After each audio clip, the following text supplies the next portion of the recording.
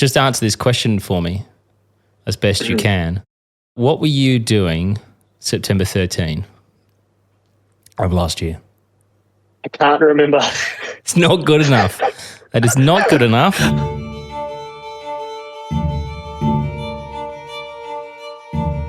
My name is Evaristo Salas Jr. I was wrongly convicted of first degree premeditated murder when I was 15 years old, and I was sentenced to 32 years, 9 months. What do you guys think of gangs? They're awesome, man. They're awesome. We think that. I would say 94, 95, and 96 is that's when they started kind of shooting at us, and then it became really serious. These guys are actually trying to kill us. Just because you wanted to get, eyes off for you or whatever reason, you took his life away from him. Hello, and welcome back to 1 Minute Remaining. My name is Jack Lawrence, the host and creator of this show. Today is part 2 of my chat with Evaristo Salas Jr. Arrested at just 15 for murder, Evaristo grew up inside a US prison. And now at 42, that is where he remains, serving time for a crime he says he's innocent of.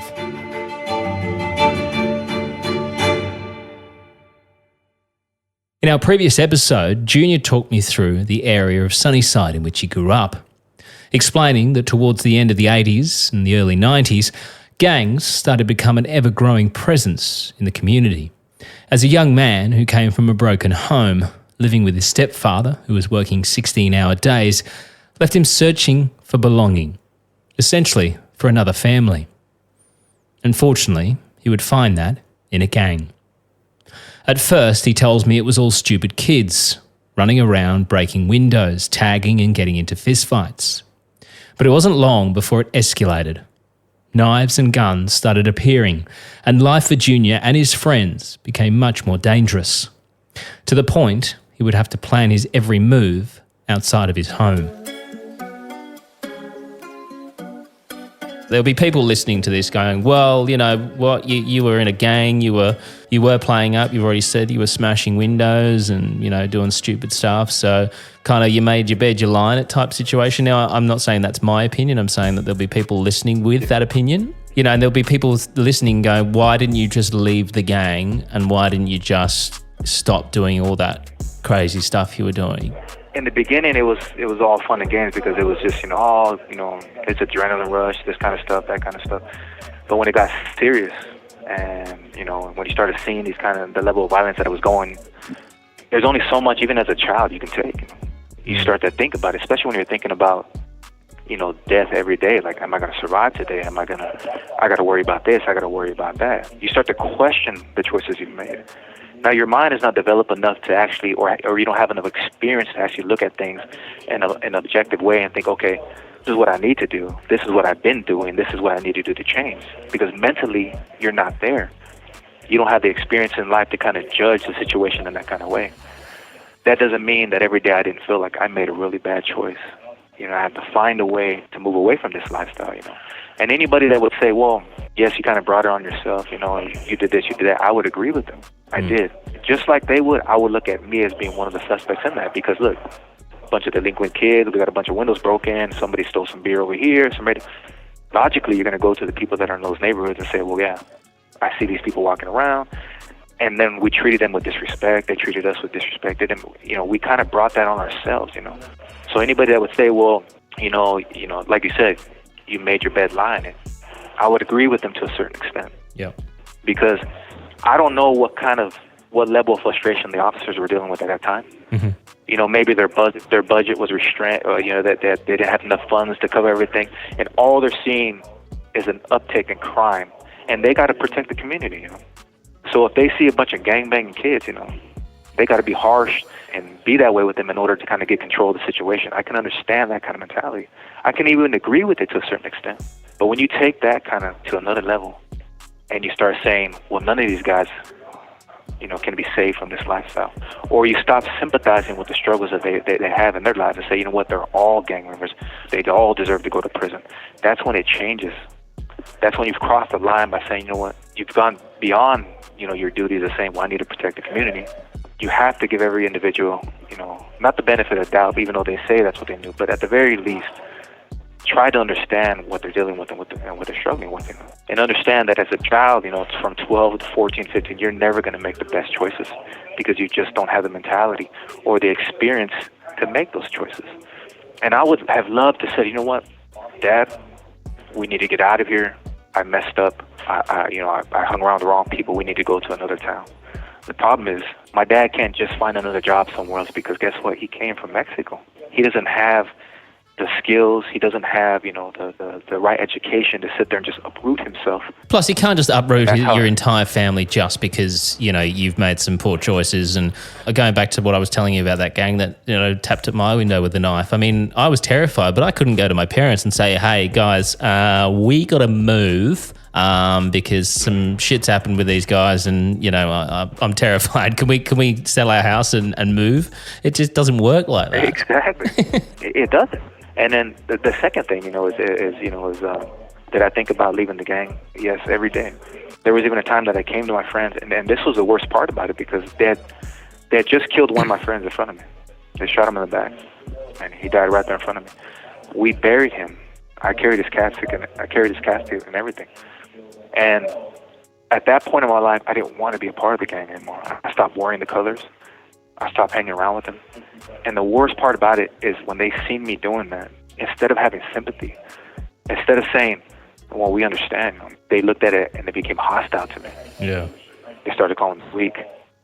Oh, you're this or you're that. Now, not only do I got all these other individuals from my rival gangs that dislike me and the things I did to them or the fights and all that stuff that are probably going to attack me anytime they see me, but now I got the people that are supposedly be my friends, and I say that in air quotes. Now they're against me. Now what choices do I have, you know? That was the dilemma. And what hurt me most about it, because I didn't see that coming. I was like, I thought they would understand. Why are you guys calling me names now? Why are you guys threatening to jump? There was times that I thought I was going to jump by them because I had told them that I didn't want to be a part of this stuff anymore. I thought they would say, oh, it ain't no problem, man. You're a friend. You know, it's all right if you don't want it. It wasn't like that. It was like, oh, you're weak. You know, you're scared. You ain't a part of us. You're turning your back on them. We're going to jump you.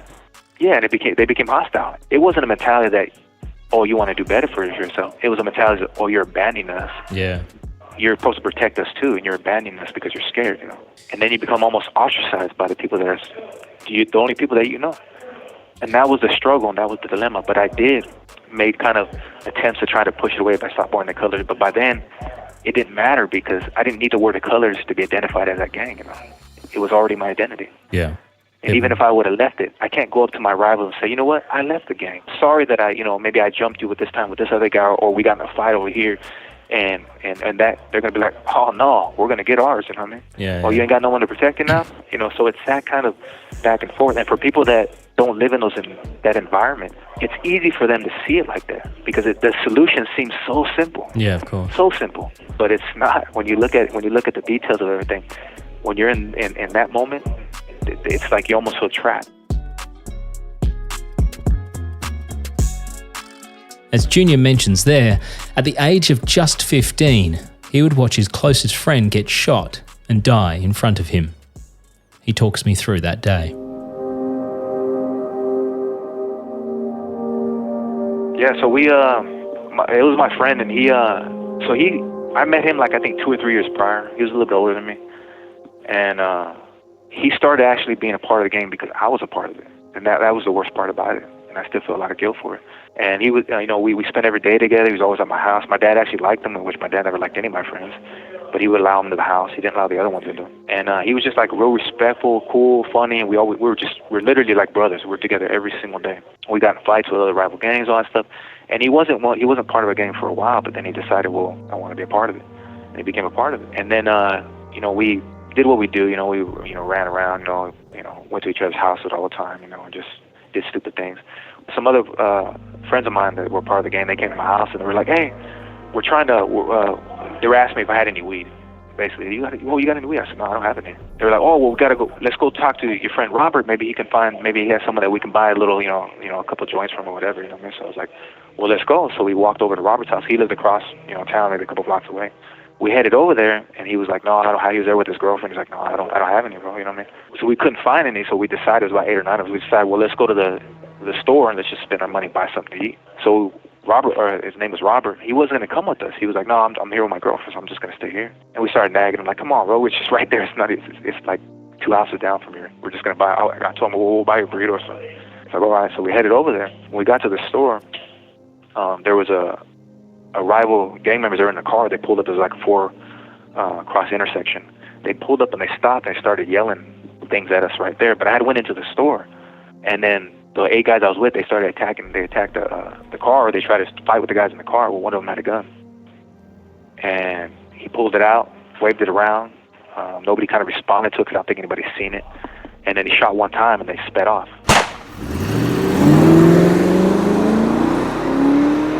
And I came out the store when I heard the shot, and I see my friend lying there on the ground. And I ran up to him. He was making a weird sound. They had hit him in the back and pierced his heart. But he was still alive, and he was making this kind of weird sound. And we're trying to, we didn't know what to do. We couldn't even see we didn't know he got shot in the back, so we couldn't see any kind of wound in the front. He wasn't bleeding or nothing. And he just wouldn't respond to us. And then there happened to be a cop that just pulled in, and so the ambulance got there within 2 or 3 minutes, and he was already dead.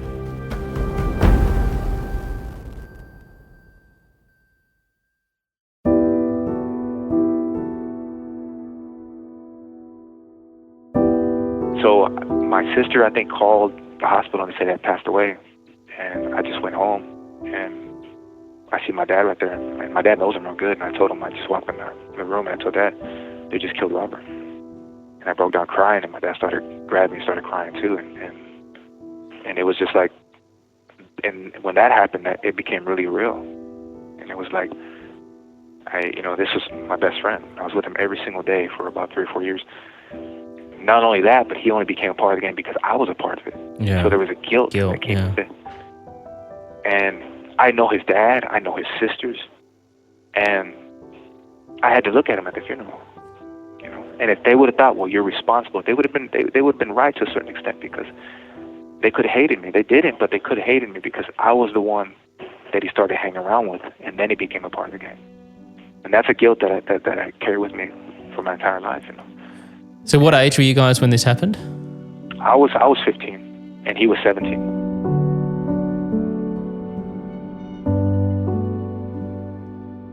Watching someone die is hopefully something that not many of us will ever have to experience, let alone watching your best friend get shot in front of you and take his last breath. This was now a reality for 15-year-old Evaristo. The perpetrator would be caught and charged, and Junior would eventually bump into him in a jail cell. Was anyone arrested for his shooting? Yeah, somebody was arrested. I think it was 4 or 5 days afterwards. He was arrested for it, and he was a juvenile too. I guess he was 17. And do you know if it was the actual person who shot him, or? Yeah, it was actually the one who did it. Yeah. Do we know what happened to him? I guess he confessed or something. He got sentenced to. I actually ran into him 3 times in prison, but he's already out now. He got sentenced to 30 years. He did 24 years on it, and got out. I think got 24 years, and then got out on the juvenile parole. And he got out like I think 3 or 4 years. 4 years ago he got out. So you say you ran into him a couple of times inside prison. What was that like the first time you saw him? Well, the first time I didn't. The worst part about it. So when they put me in a juvenile for 3 months, and then they declined me as an adult. Basically charged me and said that I'm going to be tried as an adult. So they took me out of the juvenile, put me in the county jail, which is housed for adults, but they segregated the juveniles, and so they put us in isolation, and so they threw me in a tank. And there he was, the person who killed my best friend. Wow. And I didn't know it at the time, but I walk in and he kind of introduced himself. And I said, what are you in here for? He said, I accidentally killed somebody. That's what he said. Right when he said that, the officers came running in and they called me out of the tank. And they said, hey, are you all right? So-and-so's here for doing this and doing that. And I was like, no, I'm all right. Because you can't tell them that you're not, because then you'd be labeled as you're telling or whatever. So you just got to face it. So they put me back in there, and I said I was good. And he just starts telling me about it was an accident. I was just trying to scare him. He didn't know I was there. He just said, I'm trying to scare him. They were rushing the car, and I fired a shot. Thought that would scare everybody. I didn't mean to hit him and all that kind of stuff. And I was like, oh. And he came at it, the way he explained it, and he was actually crying when he was telling me that too, and he was just saying how sorry he was and that kind of stuff. And then when he realized who I was and I was from Sunnyside too, he really started. I didn't mean to do it. I like I said, I was just trying to scare. I didn't want to. I'd stayed 6 months in there before I was found guilty and then sent to prison. He went before me, and they offered him a plea bargain of 12 years or 10 years something, and he didn't want to take it, because he said he didn't mean to do it, and so he ended up taking the trial, and he loses, and they sentenced him to 30 years, and he was Hispanic too, and they sentenced him to 30 years, and he was juvenile at the time, and they sent him off to prison, and then I, get sent off, get found guilty, 6-7 months later, and then I get sent off. And I don't see him until maybe 6 years later. I actually see him in the Washington State Penitentiary. And when I see him there, he's changed in a lot of ways. He became a Christian. He renounced his gang membership. I mean, obviously he was really, remorseful about what he did. He would apologize to me if he see me again. So it changed the whole dynamic because I came at it with a certain hatred for the person who killed my best friend. But then here was this person that was, remorseful. He wasn't playing the role. He was actually remorseful. And he would never stop being remorseful about it. And then he changed his entire life and renounced the gang stuff within prison too, which is hard to do. You got to be a strong man to do that. Yeah, you got to be a strong man to do that. And he never, he always maintained that he was sorry about it and that he wished he never did it. And then he gave himself and lived the life, for God and for Christ.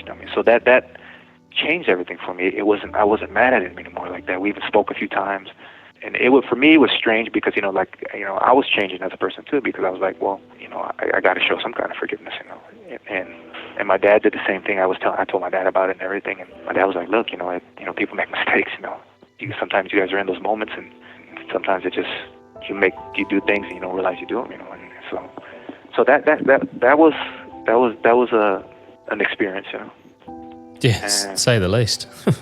Wow. Yeah.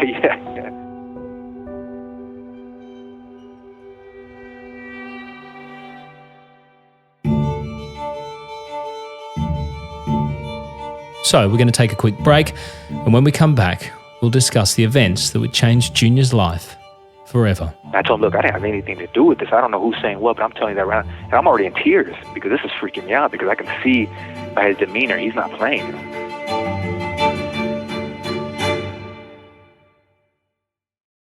Just a quick reminder that 1 Minute Remaining now has a subscription option available via Patreon or Apple Plus. Now, I would, however, like to assure you that the show you enjoy each week is and will always remain free. There's been some concerns over the last couple of weeks from certain people about the subscription service, but this is purely if you would like the option of getting some bonus monthly content, as well as gain access to these episodes early and ad-free. If you don't, then that is totally fine, and you can continue listening to the show each week for free. The thing that actually amazes me about you, Junior, is you. I know you're older now. You're in your 40s. But you come across as a very calm individual. I'm assuming that's taken you a while to. Because would you consider you were an angry kid? Oh yeah, I was an angry and explosive kid. Yeah. Yeah, and I mean that would be because of what you went through. So.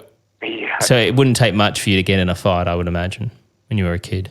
No, it took very little, back in the days, and I was just so emotional about everything, and I didn't really understand that until later on in life when I forced to look at myself and kind of reflect on the person I was and was becoming and how I wanted, and that came as I grew older, and then it became like, wow, I can be a little out there, and it was just like I said, all that was bottled up trauma. That's all it was. It was trauma that I hadn't dealt with, trauma with my mother, the traumatic events I dealt with as a child growing up, and the way I lived, and the consequences that came with that lifestyle. And I just didn't know how to filter it in a positive way or how to release it. And so when I released it, I always released it on the wrong people, usually the ones closest to me. I always said the wrong things, and I just didn't have the ability or the discipline not only to see my actions in real time, but to actually, kind of discipline myself not to be that way. And that came later in life, a lot later in life, and it was through a lot of bad choices I made, you know. So I think, you know, we all make bad choices when we're younger. I mean, I know I made plenty of bad choices when I was younger. I mean, I was drinking at the age of 13 and, you know, doing stupid stuff. And, you know, I've been behind the wheel of a car when I've been drunk and, you know, things that I'm certainly not proud of. And I'm just, the only difference between, you know, me and someone like yourself who's in prison is luck, you know, that I didn't end up hurting someone by accident or, you know, and I know we will talk about the crime you were convicted of, but what I'm saying is that, you know, we all make stupid decisions when we're younger. I think most people would make stupid decisions when they're younger. Obviously some people make bigger silly decisions. I think most people when they're younger are just one bad decision away from getting themselves in trouble. I always look at it this way too. I'll say one more thing, but I always look at it, I always say, well, at the age that I understood what the difference between right and wrong, I became responsible for those choices. Now, the argument could be made, I didn't fully understand the consequences of those choices. Yeah. And there's where there's a little bit, you know, like, okay, well, then you can kind of, I knew what this is wrong, but I didn't understand the consequences and the repercussions of what was going to come from that bad choice, you know. I wasn't mentally, you know, there yet, so. And no one is at that age, you know. No one is. They just, exactly. You know, when you're younger, you think you're 10 foot tall and bulletproof, and you don't think about, you know. And when you're older, it's then, you know, when, you know, myself now, I've got 2 kids, and I look at them, and it terrifies me. You know, it terrifies me that they're going to probably do what I did when I was a kid. I hope not. You know, you hope that they won't, but you know, there's every chance they will. And it just, you look at it now and you just want to be able to grab them and say to them, you know, don't do what I did, don't be an idiot. But then my parents said that to me when I was a kid, you know, and it just, exactly. You know, it's this never-ending cycle of, you know, well, you understand when you're older, and when you're a kid, you're like, oh, whatever, shut up, old person. And then you get older and you're like, they were so right, you know, if only I could go back and tell younger me now, don't be a fool. And hindsight's a wonderful thing, you know. If we all had a crystal ball, you know.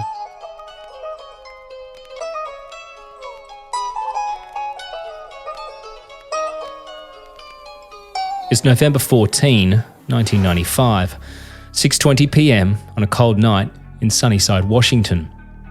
Ofelia Gonzalez is driving. Her partner, 24-year-old Jose Arreola, is in the passenger seat, and their baby is in the back. Ofelia parks the car and gets out with the baby. All of a sudden, 2 shots ring out, hitting Jose twice in the head and killing him instantly. There are multiple witnesses who are around at the time of this shooting, which takes place right opposite a number of homes. You have 3 kids, a 12-year-old girl and 2 brothers who are 9 and 10, playing in a yard of a home just opposite where the shooting happens. You also have another witness who is in the balcony of their home nearby. The witnesses seem to have conflicting opinions as to the age and appearance of the shooter. One witness would say the shooter was white, another that they were Mexican, and another that the shooter had a light complexion. More troubling is the fact that half the witnesses say they believe the shooter looked young, but the other half believe the shooter to be a much older person. The gentleman on the balcony says the shooter looked to him to be an older person who was over 18. The younger children who were nearby all said they saw an adult. Not only this, but a number of witnesses also say that they hear an argument taking place prior to the shooting. Some claiming that they heard a lady yelling, with one saying they specifically heard the lady shout, "Leave him alone, Ricardo." Jose's partner Ofelia says that she managed to get a quick look at the shooter and is subsequently shown a book of potential suspects. And at the time, she's unable to pick anyone out from the lineup she's shown. This will become an important factor later on in our story. 6 months would pass by. So far, the sergeant in charge of the investigation, Jim Rivard, has had no leads whatsoever on the case. Until one day, a chance tip-off from a police informant, Bill Bruhn, puts Evaristo Salas as the number 1 suspect. Bruhn tells Rivard that he overheard Junior bragging to friends about committing this shooting, and police go and pick him up. This is the day after he's just buried his best friend.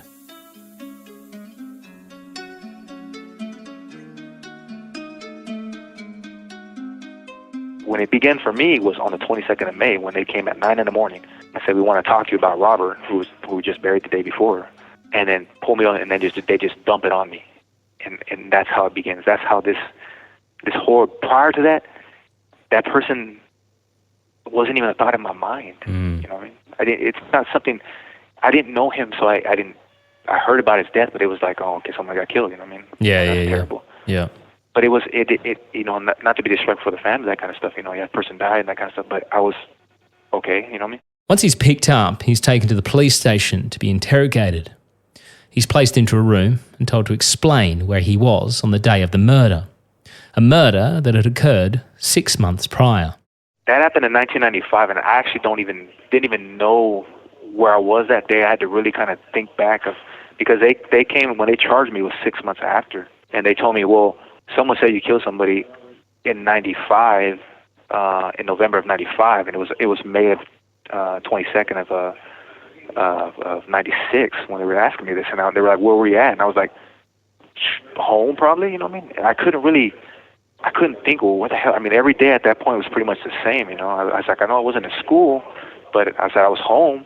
If it happened at, you know, they didn't even tell me the exact time when it happened, but when I went back and when they locked me, my lawyer's like, you need to try to, you know, whatever you got to do, try to remember where you were at least around that time. This situation is something that has come up in a few cases that we've discussed in this show, most notably with Anthony Duke. He also was picked up months after the crime had been committed and was asked to recount his whereabouts on the day. Now, a number of people have questioned his confusion over this, stating that if they were up on murder charges, they'd like to think that they'd be able to remember because it was such a serious situation. I personally have the worst memory known to man. In fact, my wife's major gripe with me, there are many, but the major one is that I forget everything. So for me, this is easy to understand. There is no way on God's green earth that I would be able to remember what I did 6 months ago. So I wanted to put this to the test with others and see if put on the spot, they could recall where they were and what they were doing 6 months ago. So I spoke with 3 people.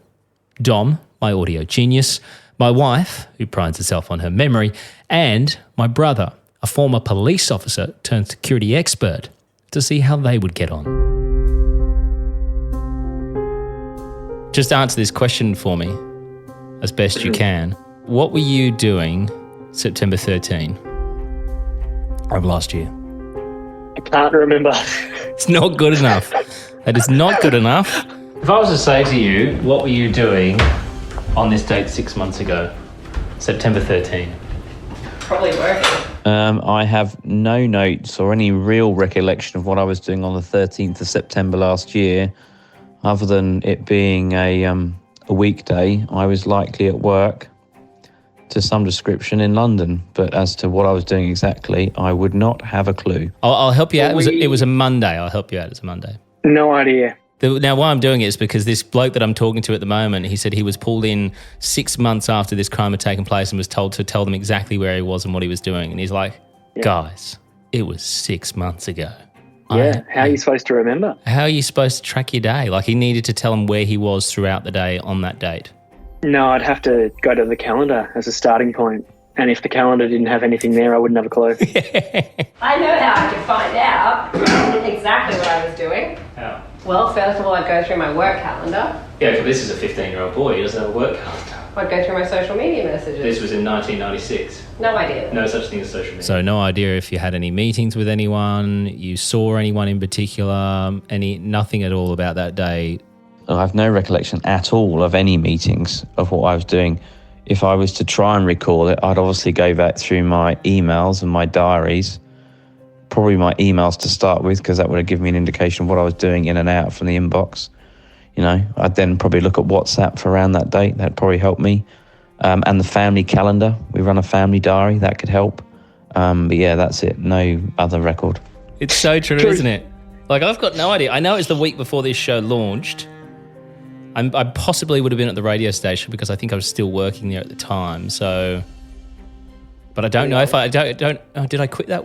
No, did I quit the? See, I don't know. I don't even know. And that's a big moment in my life. I quit a full-time job that month. I just can't remember what date it was. So A little bit stressful. That's insanity. Who can remember what they were doing 6 months ago?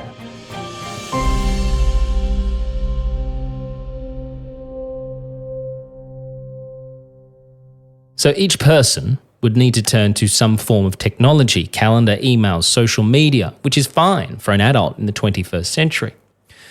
Text messages, even. But this is a 15-year-old boy in 1996. This is how he did it. And so the way I did that was like, okay, on December 1st, my mom bought me some shoes because it was she was doing it for my birthday, and that's the day she got her check. Okay, on October 31st, I went to a little Halloween thing that they had at one of the churches. Okay, what happened after that? And then I was like, and then I remembered, oh, okay, wait. I remember we went to 7-Eleven, me and like 2 or 3 of my friends, and then the store clerk there was talking about, hey, somebody had just got killed somewhere on this side of town by this store or whatever, and I didn't pay much attention to it. She was just like, oh, my mom just called me, or I just talked to my mom right now, and she just started sharing all this stuff. I didn't know her personally, but I was in the store so much that she seen me all the time. You know? She was nice to me and everything.